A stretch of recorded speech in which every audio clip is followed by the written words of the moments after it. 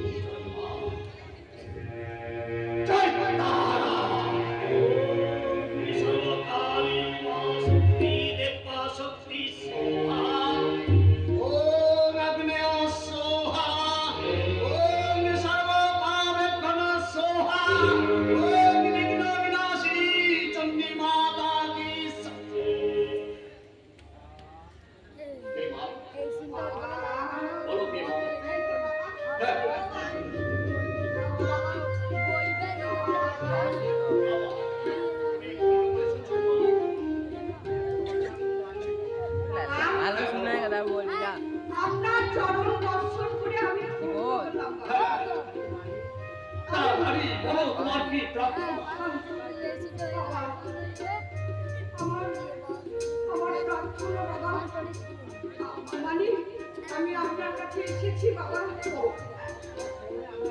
আমার স্বামী না একদম আমায় সহ্য করতে পারে না বাবা। আমার ছেলে তো আমাকে মা বলে গণ্যই করে না। তবে বাবা ছোট ছেলেটা একটু ভক্তি শ্রদ্ধা করে। আচ্ছা তুমি তো দেখছি অত্যন্ত শান্ত স্বভাবে নিপুণ একটা নারী।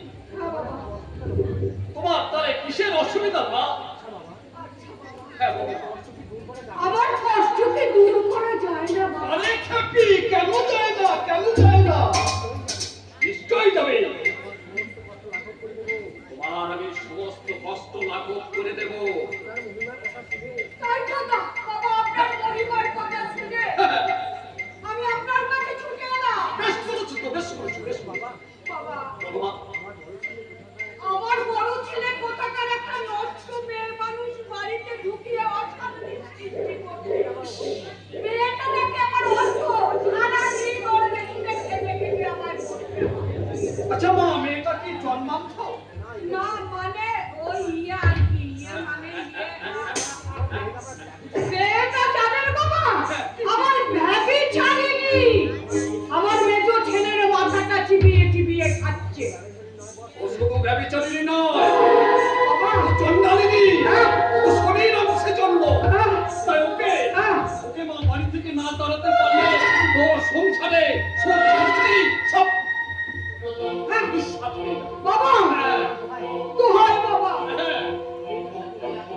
ওই মেয়েটার একটা ব্যবস্থা করে আমার সংসারটাকে বাঁচান বাবা। ওই মেয়েটা আমার সংসারটাকে বশ করে ফেলেছে। তাই জন্য তো আমার বড় ছেলেটার কিছুতে বিয়ে দিতে পারছি না। তাই আপনি একটা ওই মেয়েটার ব্যবস্থা করুন বাবা। হ্যাঁ করুন বাবা, করুন, তাড়াতাড়ি করুন। হ্যাঁ মাগো, আরে খুব শক্ত কাজ মা, খুব শক্ত কাজ। বলুন বাবা। অমাবস্যা রাত্রিতে ওই মেয়েটাকে তুমি নববধূ সাজে সজ্জিত করে সীমন্তে সিঁদুর, হাতে শাখা আর গলা ভর্তি